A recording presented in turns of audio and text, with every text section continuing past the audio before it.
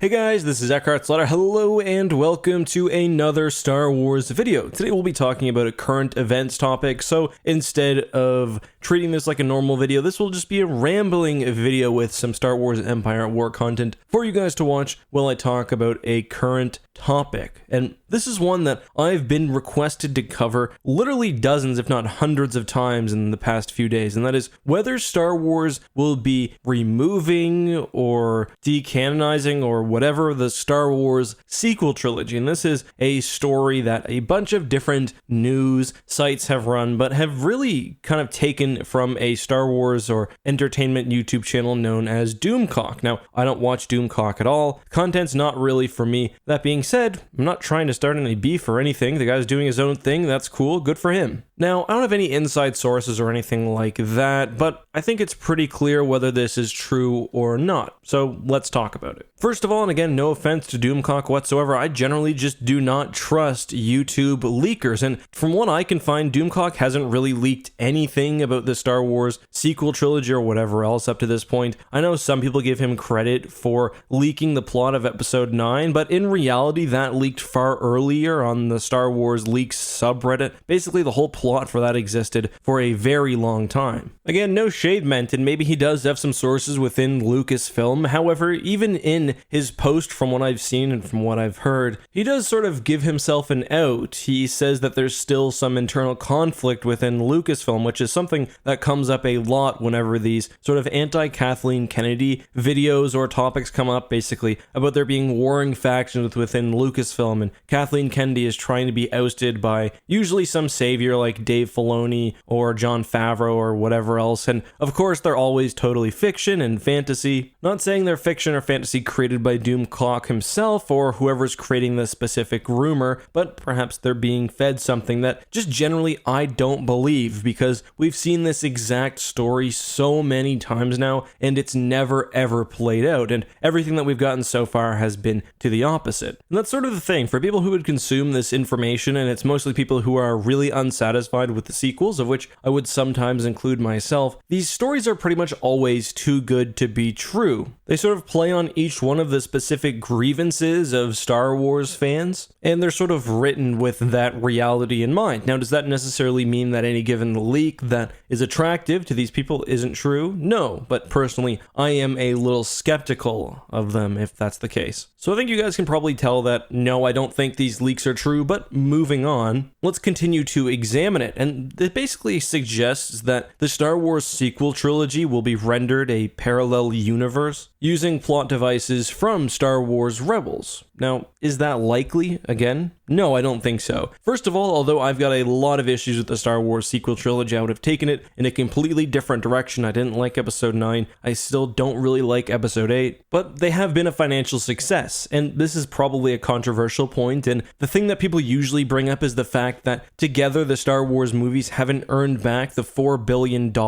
that Disney paid for the franchise, and at this point that probably is true. Altogether, they've earned a box office of under $4.5 billion, but that doesn't count for the actual production cost, and a budget which is under $1 billion, but even that takes it below the 4, and then of course there's marketing and whatever else. However, the fact that it hasn't yet made the actual price back, I think, is a very, very weak point. For one, The Force Awakens has one of the most impressive box office runs of all time, and I think anyone who studies box office numbers know that The Force Awakens domestic total in particular is just absolutely astounding. The legs on that movie was just incredible. Well, the other two, of course, have seen downward trends, but have still beaten the $1 billion mark. The thing is, you don't buy a major brand like Star Wars for the next 10 years. You buy it for the next 50. And this isn't including the merchandising and the theme park costs and whatever else that have almost certainly brought Star Wars over that $4 billion